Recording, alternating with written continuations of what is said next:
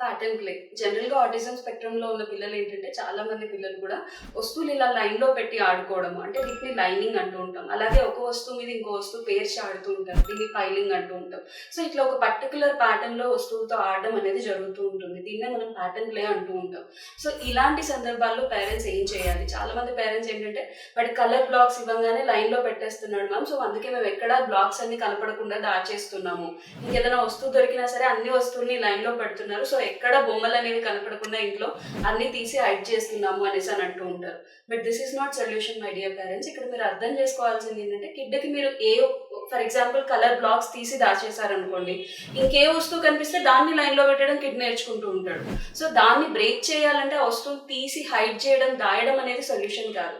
But దీని నుంచి కిడ్ని ఎలా బయటికి తీసుకురావాలి అని అంటే we have to make it more meaningful. కిడ్కి వస్తువులు ఇచ్చేసి వదిలేసి కిడ్ నువ్వు ఆడుకో అన్నప్పుడు తనకు తెలిసిన వేలో తను ఎలా లైన్అప్ చేసి ఆడుకోవడం జరుగుతూ ఉంటుంది. సో అక్కడ బీయింగ్ పేరెంట్గా మీరు ఏం చేయాలంటే మీరు ఇన్వాల్వ్ అవ్వాలి, ఆ ప్యాటర్న్ని బ్రేక్ చేయాలి. అది ఎలా చేయాలి?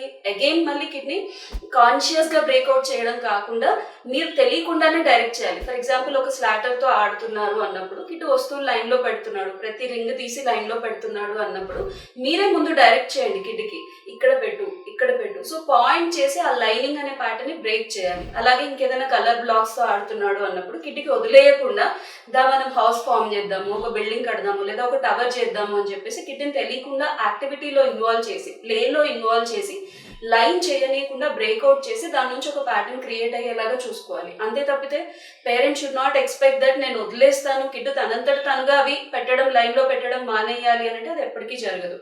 మీరు దాన్ని ఎంత మీనింగ్ఫుల్గా కన్స్ట్రక్ట్ చేస్తే అంత తొందరగా ఆ హ్యాబిట్ అనేది ఫేడ్ అవుతూ ఉంటుంది. Thank you.